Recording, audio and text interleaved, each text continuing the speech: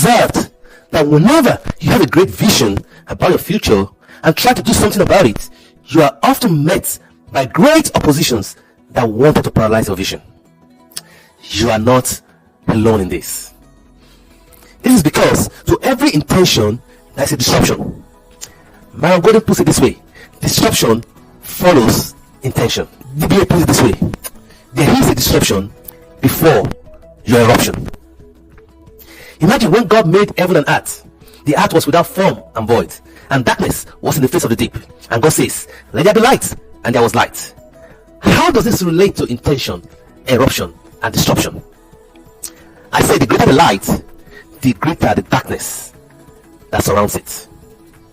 Say, DBA, break it down for me. I hear you. Intention is the point where you got a vision. You overcame self-doubt.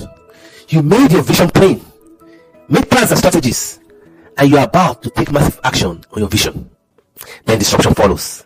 Everything happens around you that seems to stop you from this massive action. In between that is an eruption that's about to happen. That is after you overcame disruption, an eruption will follow. You're about to take massive action that leads to the elevation, just like a volcano.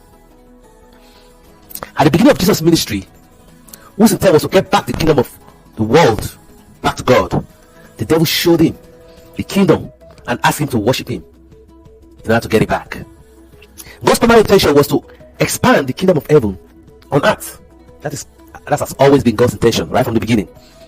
He did all the work of creation, gave the kingdom to Adam, gave him instructions, and he rested. And the devil came quietly to steal the kingdom of the heart from Adam. Disruption follows intention, and there is disruption just before your eruption. God once again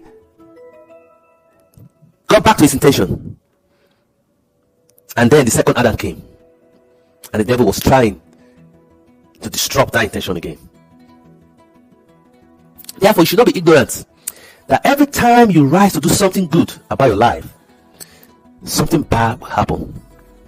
It is a setup for your eruption.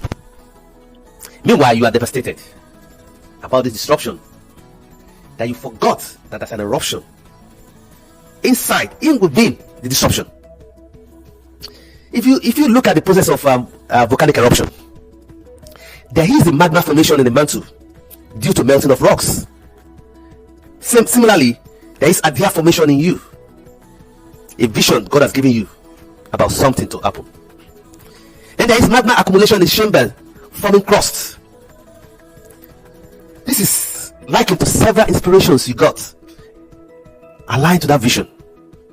Then there is pressure build-up. Gases in the magma dissolve to cause more pressure. This is likened to the point of obsessiveness with the idea. Now you are having sleepless nights about the vision.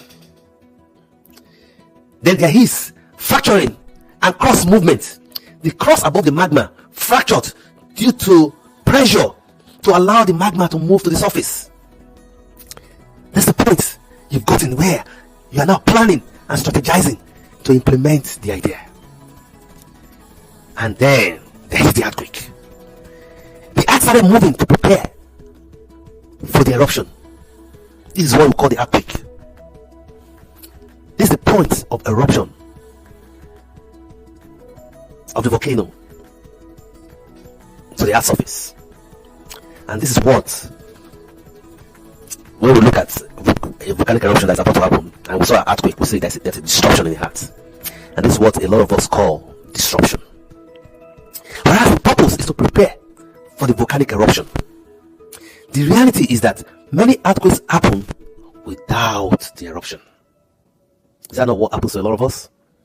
The earthquake disruption is in preparation for the eruption of the volcano that has built up inside the heart. Similarly, the disruption that is happening is in preparation for your elevation that has been building up inside you all these years.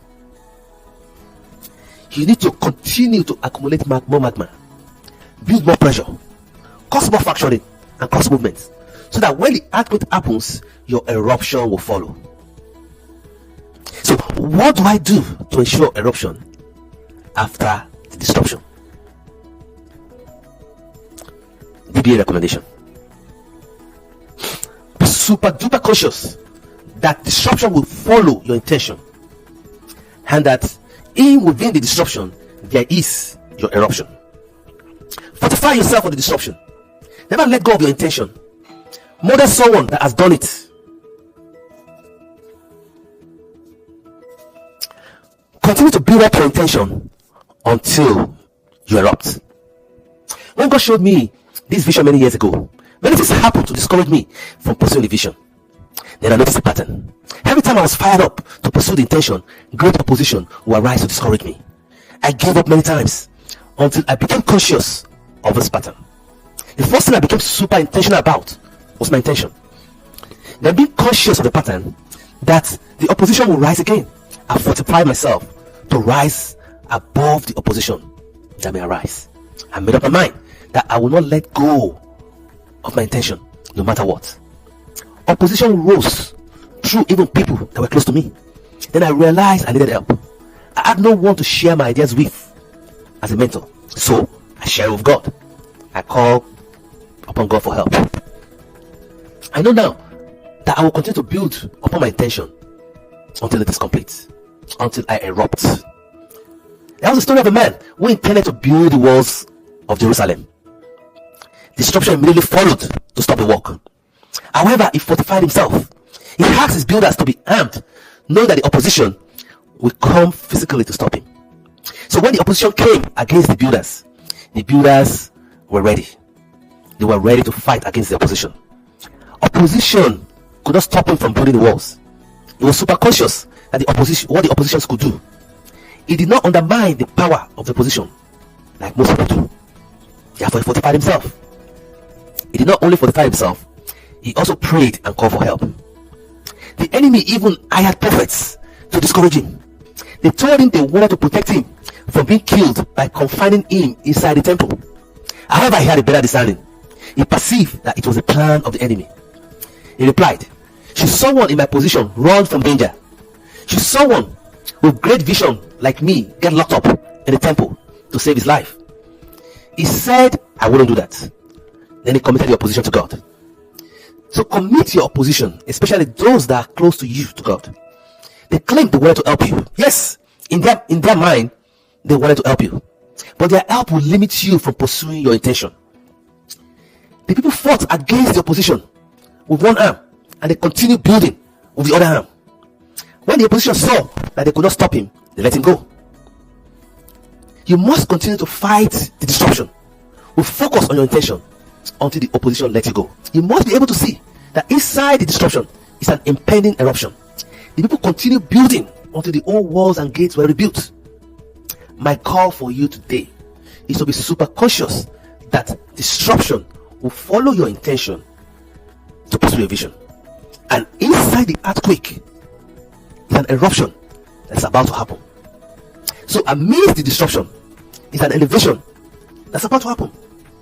So gather more movement, more strength, more pressure, more factoring, and be ready to erupt once the heart opens. God bless.